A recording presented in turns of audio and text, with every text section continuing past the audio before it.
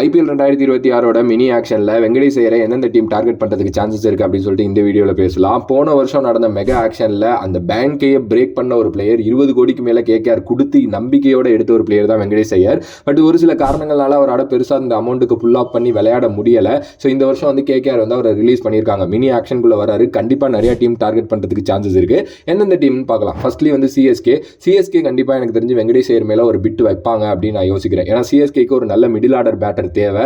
So obviously நீங்கள் அவர் வந்து number 4 வந்து பார்த்தீங்க அப்படின்னா பிளேஸ் பண்ணலாம். அதே நேரத்தில் அவரால் பவுலிங்கும் நல்லா போட முடியும். இவர் நம்பர் 4 வந்துட்டார் அப்படின்னா number 5 Dewald Brevis, number 6 Shivam Dube, number 7 MS Dhoni, maybe அதுக்கப்புறம் ரசல் மாதிரி ஒரு பிளேயர் எடுத்தாங்கன்னா இன்னும் இது ரொம்ப கரெக்டாக இருக்கும் அப்படின்னு தான் நான் நினைக்கிறேன். சிஎஸ்கேக்கு கண்டிப்பாக வந்து வெங்கடேஷ் ஐயர் எடுக்கக்கூடிய அமௌண்ட்டும் வந்து இருக்குது. ஸோ இவர்கிட்ட பேட்டிங் அண்ட் பவுலிங் ரெண்டுமே வாங்க முடியும். அதே நேரத்தில் நீங்கள் நம்பர் 4 மட்டும் இல்லை கீழே கூட விளையாட வைக்க முடியும். அப்படிங்கிறதுனால Venkatesh Iyer maybe one of the டார்கெட்டாக சிஎஸ்கேக்கு இருக்கிறதுக்கு நிறைய சான்சஸ் இருக்குது. ரெண்டாவது ஆர்சிபி. போன வருஷமே ஆர்சிபி வெங்கடேஷ் ஐயர் மேலே நிறையவே இன்ட்ரெஸ்ட் காட்டினாங்க.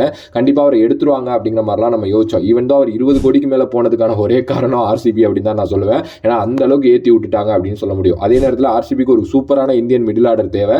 தேவ்தத் படிக்கல் மாதிரி ஒரு பிளேயர் அங்கே இருந்தாலும் அவர் ஒரு இன்ஜுரி ப்ரான் கிரிக்கெட்டராக இருக்காரு. அண்ட் அவரை விட வெங்கடேஷ் ஐயர் நல்ல குவாலிட்டியான கிரிக்கெட்டர் அப்படின்னு சொல்லலாம். ஏன்னா இவர் அடால் துடாலா ஆட வேண்டிய ஒருத்தர். புனே மாதிரி கிரிக்கெட் கிரவுண்டு தான் அவங்களுக்கு ஹோம் கிரவுண்டாக இருக்க போது வர சீசன். ஸோ அதனால இவர் கண்டிப்பாக அங்கே நல்லா செட் ஆவார் அப்படின்னு நினைக்கிறேன். இவரால் பவுலிங்கும் போட முடியுங்கிறதுனால Venkatesh Iyer one of the டார்கெட்டாக ஆர்சிபி இருக்கிறதுக்கு நிறைய சான்சஸ் இருக்குது. மூணாவதாக வந்து பார்த்தீங்க அப்படின்னா கேகேஆர். என்ன ப்ரோ சொல்கிறீங்க அப்படின்னா கண்டிப்பாக கேகேஆர் டார்கெட் பண்ணுவாங்க. எனக்கு என்னமோ வெங்கடேஷ் ஐயரோட பெர்ஃபார்மன்ஸில் கேகேஆர் வந்து பெருசாக வந்து இதாக இருப்பாங்க அப்படின்னு நான் யோசிக்கல. அவர் மேலே வச்சிருக்க அந்த அமௌண்ட் தான். ஏன்னா 20 கோடி அப்படிங்கிறது அவருக்கு ஒரு தனி ப்ரெஷர் கிரியேட் பண்ணியிருக்கும். ஸோ அதனால் இவ்வளோலாம் வந்து போட வேணாம், அவரை விட்டு திருப்பி கம்மியான அமௌண்ட்டில் எடுக்கலான்னு கேகேஆர் யோசிச்சிருப்பாங்க. ஏன்னா கேகேஆரோட மேனேஜ்மெண்ட் எப்போவுமே வெங்கி ஐயரை பேக் பண்ணுறதுக்கு அவங்க தயங்கினதே கிடையாது.